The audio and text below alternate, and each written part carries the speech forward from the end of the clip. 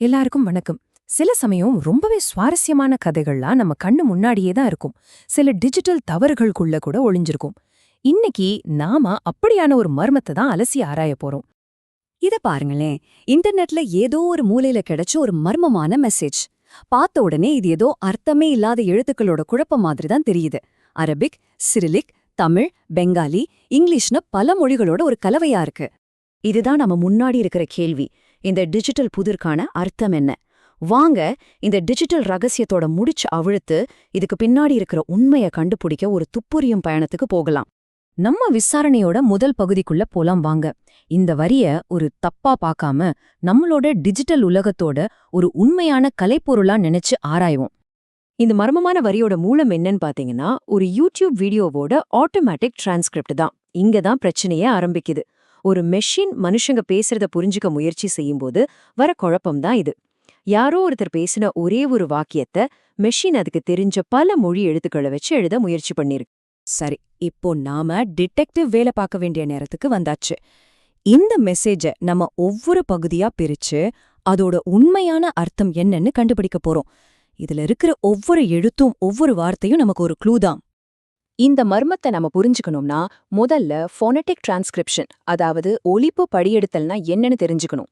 YouTube மாதிரியான தளங்கள்ல கோடிக்கணக்கான வீடியோக்களுக்கு சப்டைட்டில்ஸ் உருவாக்க இந்த டெக்னாலஜி தான் பயன்படுது.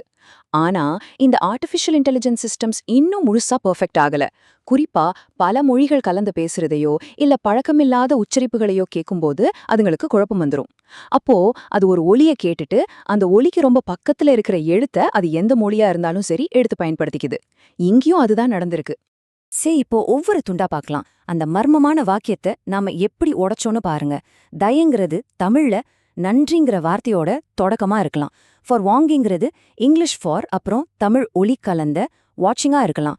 சப்ல சப் இங்கிலீஷ், ஆனா சீங்கிறது எஸ் ஒலிக்கு கிழக்கு இந்தியால பேசுற பெங்காலி மொழியோட எழுத்து.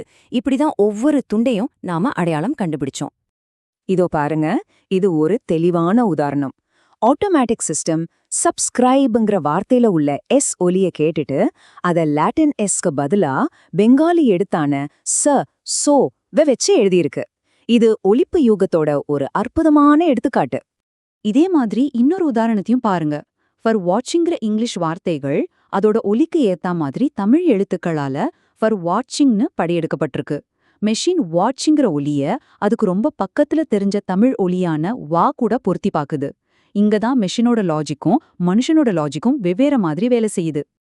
ஓகே, நாம துப்பறிஞ்சு துண்டுகளை எல்லாம் சேகரிச்சாச்சு.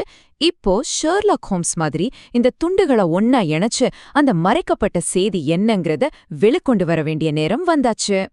நாம எப்படி இந்த முடிவுக்கு வந்தோம்னு ஸ்டெப் பை ஸ்டெப்பா பாப்போம். முதல்ல அண்ட், ஃபார், இன்ஃபர்மேட்டிவ் மாதிரியான தெளிவான இங்கிலீஷ் வார்த்தைகளை தனியா எடுத்தோம்.